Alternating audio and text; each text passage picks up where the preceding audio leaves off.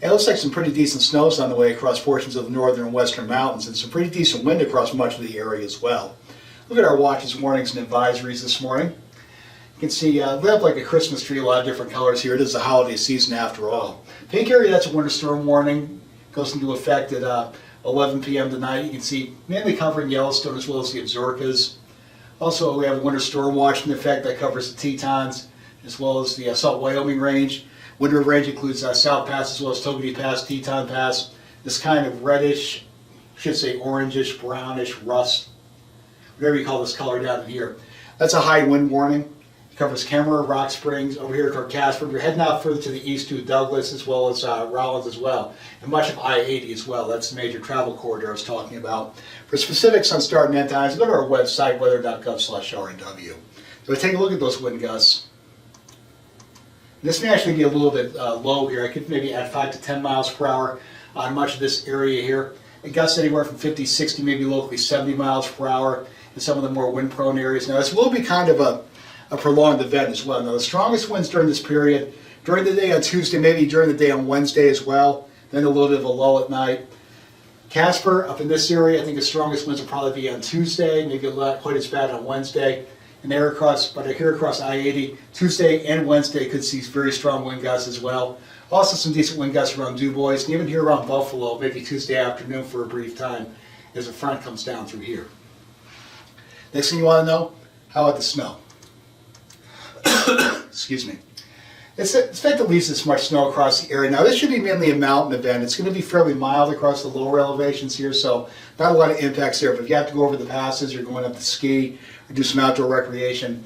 Hardest hit area is going to be the Absarokas with this. Some places I think at least a foot across some of these areas here. Tetons, I think higher elevations at least 6 to 12 inches.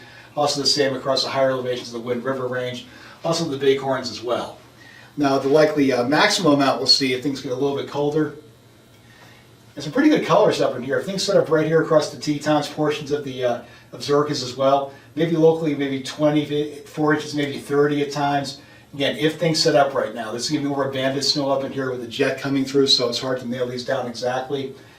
And Yellowstone, maybe as much as 18 inches, 24 in the southwestern portions of the park.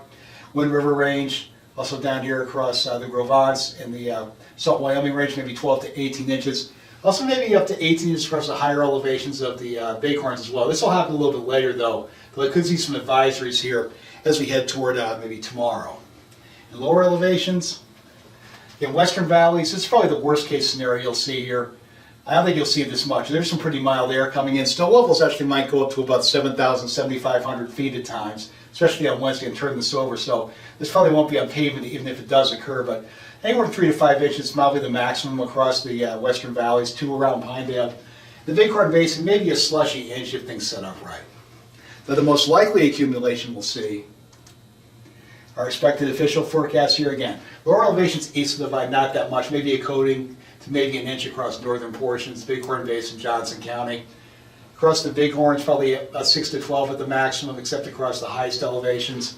Anywhere from 10 to 20 inches across the higher elevations of the Absarokas, about 10 to 18 across the higher elevations of the Tetons, maybe up to a foot across portions of the Wind River range, and anywhere from about 8 to 16 inches across Yellowstone. You want updated information, just go to our website, weather.gov/RAW. Now you want road conditions, I'll say this again. Don't call us for road conditions, go to the web. Go right here, I should say. Get right from the source here. On the web, go to ylroad.info. You want to call them on the phone, in-state, call 511, out-of-state, 1-888-WILD-ROAD. Be safe, everybody, and enjoy your day.